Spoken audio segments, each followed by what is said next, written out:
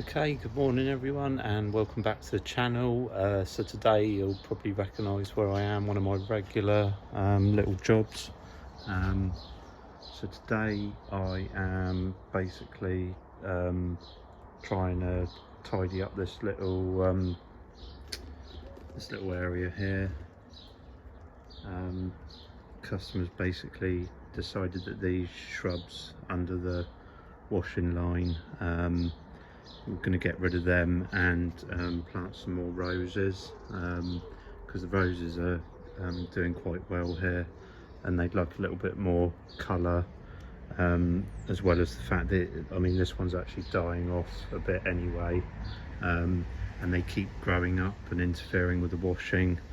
I mean, the roses might do that, but we can probably keep them down a little bit lower. So yeah, going to remove these and just get it ready, so that they can get some more roses in here. So yeah, that is today's, or say this morning's, first little job anyway. So yeah, I am going to get cracking on that.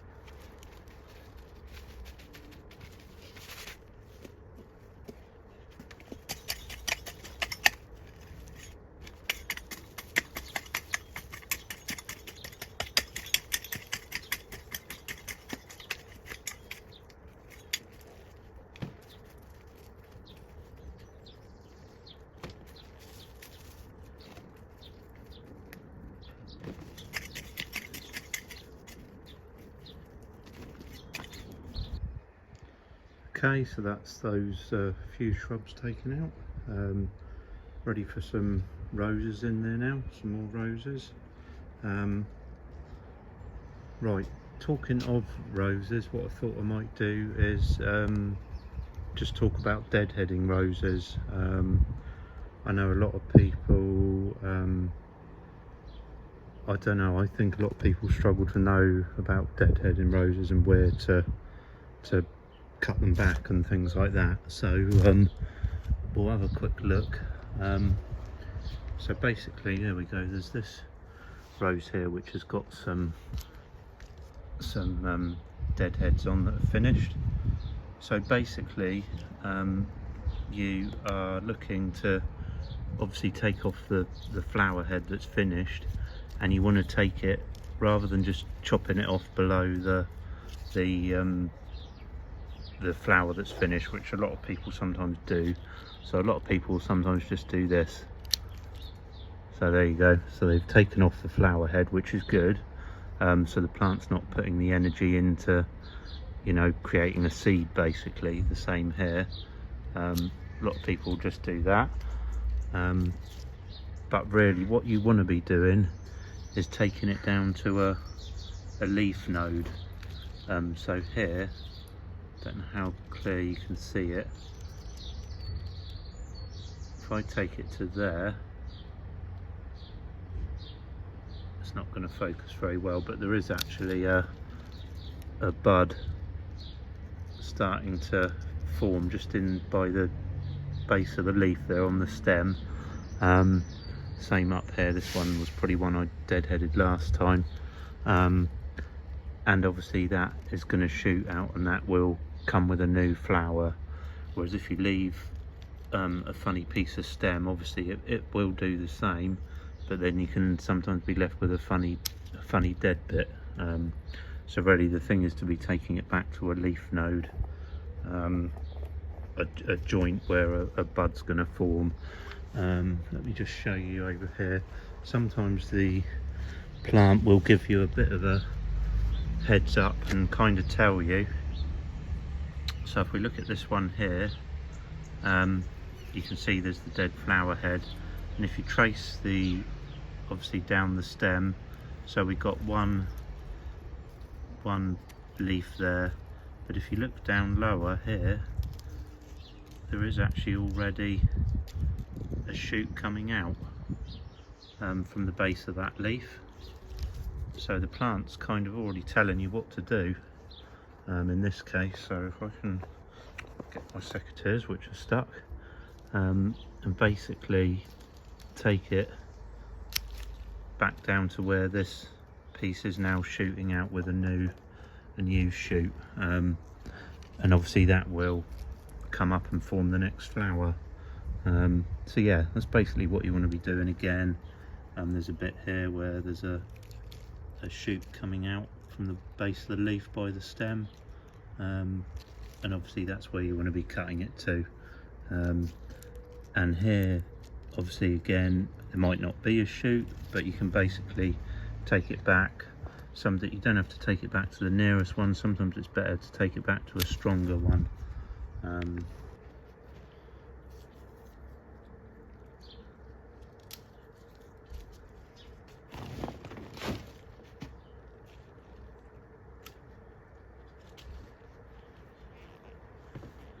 So what you might sometimes see me do is take off what you might think is a flower that's still flowering. Obviously these gardens I come to once every 2 weeks, so what I will sometimes do, this flower will finish in the next day or two, so what I will sometimes do is take that off because it's almost finished in the next day or whatever it is going to be finished. So there's no point leaving it there, because then there'll be a dead flower bud sat there for another couple of weeks. So sometimes I will take off what looks like I'm cutting off flowers, but it's actually flowers that are about to finish within the next day or so.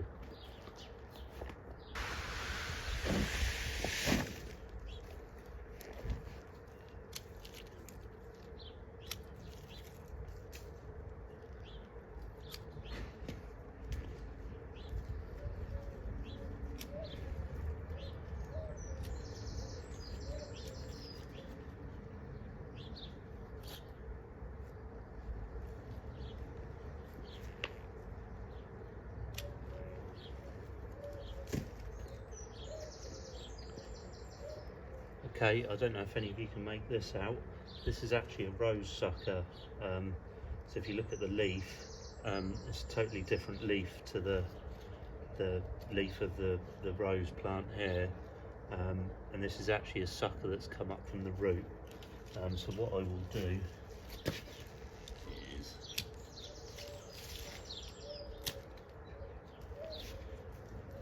cut that off as low as possible. It will look different to the rest of the plant, and it normally comes up from the root, even sometimes from the ground around the root, and obviously it's going to take over and become almost like a wild rose. It probably won't have any flowers or anything, so these you've got to look out for. Take these off when you spot them. Okay, so I'm just out in the front garden now, and on this rose there's a few bits of deadheading that need doing, but I can actually just show you what happens if you don't cut it back quite correctly.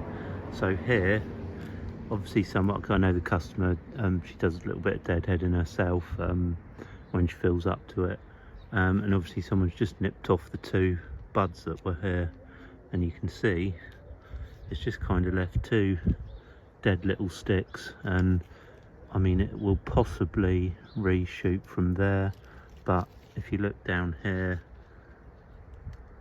it's not going to focus very well, but there's actually some buds coming lower down which are a lot stronger looking. So those are the ones to go for. There we go. And then that will send out a nice new strong bit of growth, like this stem has done here. You can see it's sent out one from the top and also one lower down, and you can see the buds forming up on the top of that.